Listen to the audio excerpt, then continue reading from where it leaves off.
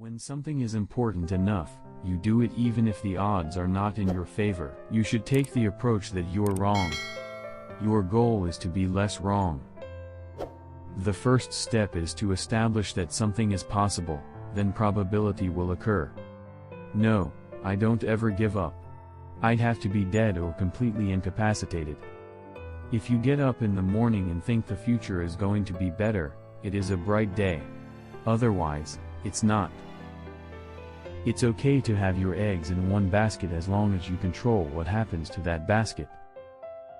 I think it is possible for ordinary people to choose to be extraordinary. Persistence is very important. You should not give up unless you are forced to give up. We're going to make it happen.